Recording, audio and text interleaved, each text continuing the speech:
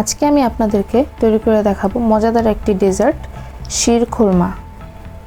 এটি তৈরি করতে আমরা এখানে 1 কেজি পরিমাণ দুধ 2-3 বার বলক উঠিয়ে নেব। সেক্ষেত্রে আপনার দুধ ঘন করার কোনো দরকার নেই, 2-3 বার বলক উঠিয়ে নিলেই হয়ে যাবে। 2-3 বার বলক উঠিয়ে নিয়েছি। এবার একটি পাত্রে আমি 2 চা চামচ ঘি দিয়ে দিচ্ছি। ঘিগুলোকে একটু সুন্দরভাবে গলিয়ে নিচ্ছি।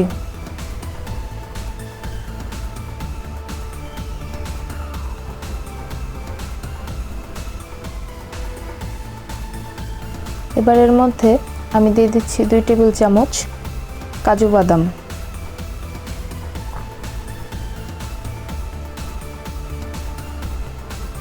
এরপর দিয়ে দিচ্ছি 2 টেবিল চামচ পেস্তা বাদাম। পেস্তা বাদামগুলোকে আমি কুচি করে নিয়েছি। এরপর দিয়ে দিচ্ছি 2 টেবিল চামচ কাঠবাদাম, একটু ভেজে নিচ্ছি।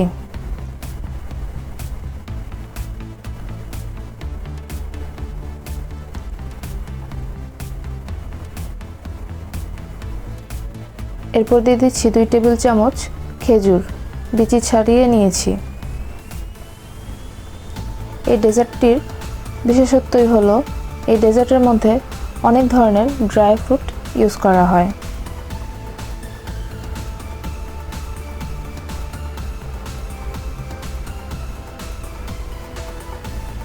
আমি কিছুক্ষণ নেড়ে নিচ্ছি।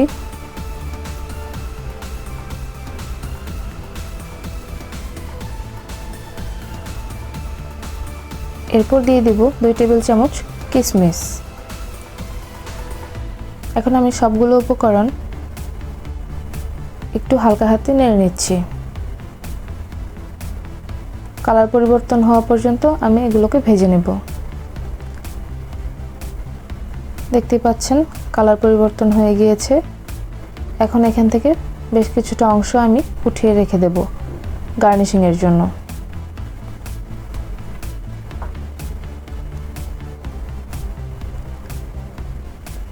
এবার এর মধ্যে আমি 150 গ্রাম সেমাই দিয়ে দিচ্ছি। সেমাইগুলোকে ভালোভাবে ভেজে নেব। সেমাইগুলোর কালার একটু লালচে হওয়া পর্যন্ত সেমাইগুলোকে ভেজে নেব।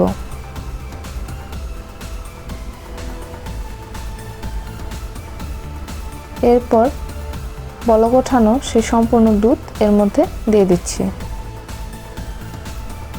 দিয়ে কিছুক্ষণ ভালোভাবে নেড়েচেড়ে নিতে হবে।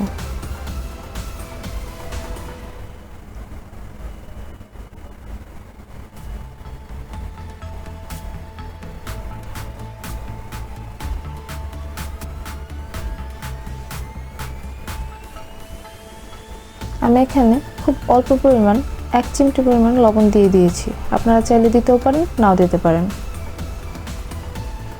এখন আমি এর মধ্যে 4টা এলাচ দিয়ে দিব। আপনারা যদি এলাচ ব্যবহার করতে না চান সেক্ষেত্রে এলাচের গুঁড়াও দিতে পারেন। আপনারা চাইলে এখানে অল্প পরিমাণ কেওড়া জলও দিতে পারেন। এখানে আমি ব্যবহার করিনি কেওড়া জল, জাস্ট একটু ফ্লেভারের জন্য, ওটা প্রয়োজন নেই। এখন আমি এর মধ্যে 1/2 কাপ পরিমাণ কনডেন্স মিল্ক দিয়ে দিচ্ছি। সেক্ষেত্রে আপনারা কিঞ্চিত পরিমাণ বেশি বা কম দিতে পারেন, সেটা আপনাদের উপর। যারা একটু মিষ্টি বেশি খেতে চান তারা একটু বেশি দেবেন, আর যারা একটু কম খান তারা একটু কম দিতে পারেন, কোনো সমস্যা নেই।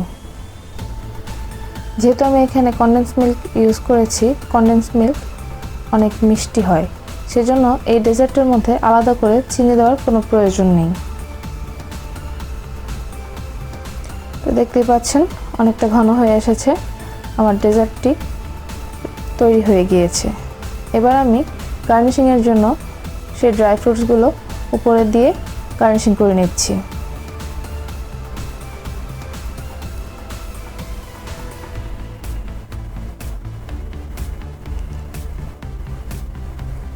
ঈদের দিন ভারী খাবারের পর যদি এরকম হালকা মিষ্টিযুক্ত একটি ডেজার্ট হয় তাহলে কি আর কিছু লাগবে? মনে হয় না। আপনারা সবাই বাসায় একবার হলেও ট্রাই করে দেখবেন, আশা করি নিরাশ হবেন না। এবং আপনারা যদি বাসায় ট্রাই করে থাকেন আমাকে অবশ্যই জানাবেন কেমন হয়েছে খেতে। আমি এটি বাসায় প্রায়ই বানাই, এটা খেতে অসাধারণ। আপনি যখন এই ডেজার্টটির 1 চামচ মুখে নেবেন, এর ড্রাই ফ্রুটস এবং সব উপকরণের ফ্লেভারগুলো আপনার মুখে ব্লাস্ট হয়ে যাবে এবং চমৎকার একটা কম্বিনেশন তৈরি হবে।